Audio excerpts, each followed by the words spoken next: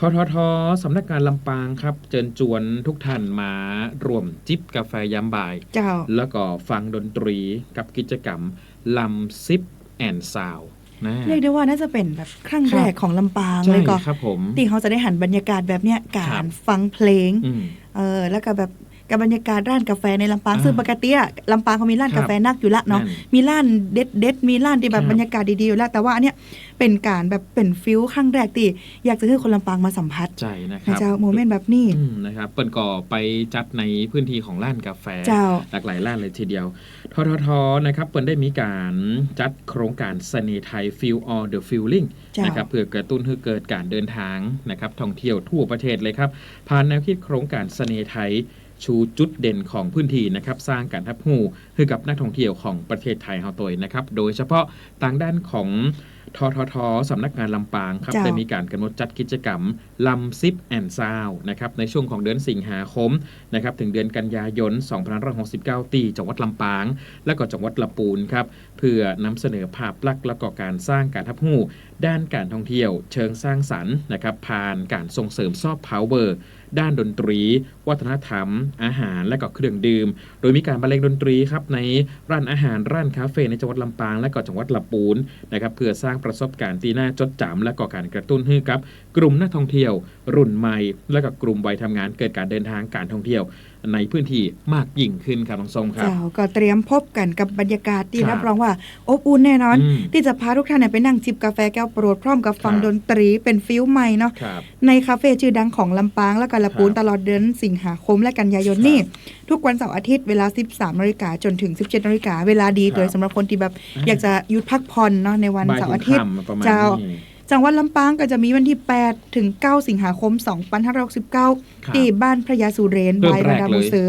เริ่มต้นจากที่พระยาสุเรนนี่ก็เป็นแห่งหนึ่งคาเฟ่ที่เป็นจวนผู้ราชการหลังเก่ามันก็เป็นบ้านของอดีตผู้ว่าราชการจังหวัดบ้านพักของผู้ราชการนะครับพระยาสุเรนนะครับนี่ก็เพิ่นเอามารีโนเวทใหม่ให้เป็นคาเฟ่ที่แบบคลาสสิกอ่ะใครที่ชอบแนววินเทจเนี่ยมีมุมมือถ่ายรูปนักมากเจ้าครับบ้านผู้ว่ากับจวนผู้ว่าอันเดียวกันนะกันเนา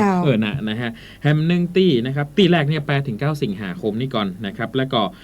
อาทิตย์ถัดไปซึ่งเขาจะจัดเสาร์อาทิตย์ที่ถัดไป15ถึง16สิงหาคม2569นะครับจะจัดตีล้านคีฟคาเฟ่นะครับคีฟนี่ก็อยู่ที่บริเวณหลังเส้นหลังบิ๊กซีนะครับก่อนถึงแยกดอนปานนะครับร้านสีขาวๆนะฮะแล้วก็วันที่22ถึง23สิงหาคมเสาร์อาทิตย์เช่นเดียวกันมิกซิต้าลำปางก่อนถึงแยกนากวมเนาะนะครับอันนี้จะเป็นแนวสถานีรถไฟเก่าใช่นะครับแฮปปี้1น้องส้มเจ้า29ถึง30สิงหาคมเจ้าตีริบดีคาเฟ่ริบดีนี่ก็เป็นแห่งหนึ่งบรรยากาศหลายท่านอาจจะบอกว่าเฮ้ยกลางวันเป็นคาเฟ่เหรอแต่กลางคืนอ่ะก็เปิดเป็นพับเหมือนกันแต่กลางวันนี่เป็นฟิลกาแฟคาเฟ่นะเจ้าหลังจากนั้นวันที่5วันที่6กันยายน2569เคลังบริวเจ้าเคลังบริวก็จะอยู่ตรงติดกับโรงแรมเอเชียเลยโรงแรมเอเชียไปแล้วก็เข้าซอยไป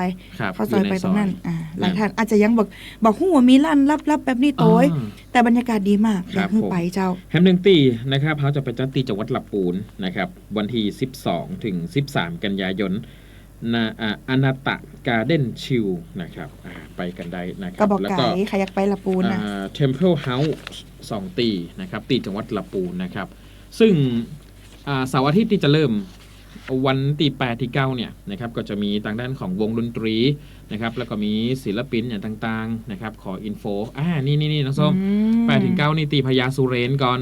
นะครับน้องส้มเกยหันไผ่พองนี่ดีเจดิวเนี่ยบอกเกยหันเลยนะก็จะเป็นแบบฟิลดนตรีมีแบบทั้งภาคอีสานนี่มีแบบทั้งภาคอีสานฟิลแบบวัฒนธรรมเนาะดนตรีดีเจดิวจะไปดูจะไปวงแจ๊สวงแบบดูแบบน่าติดตามอยากจะไปใครเป็นสายดนตรีนี่พลาดไปได้8ถึง9นะครับเจอกันที่พญาสุเรนบ้านพญาสุเรนเพราะฉะนั้นอย่าลืมกันละกันนะครับในงานนี้ของแจกมากมายเลยกิจกรรมพิเศษนะครับและก็โปรโมชั่นนะครับส่วนลดกาแฟจากร้านต่างๆที่รวมรายการนะครับแล้วก็เปิ่นก็จะมีการจิบกาแฟนะครับฟังเพลงเพราะงานนี้เข้าชมฟรีครับใครจะไปฟังก็ไปฟังได้เลยนะครับยินดีต้อนรับทุกท่านนะครับพี่น้องชาวลำปางและก็นักท่องเที่ยวที่จะไปร่วมกันลำซิปแอนด์ซาวเจอกันนะครับ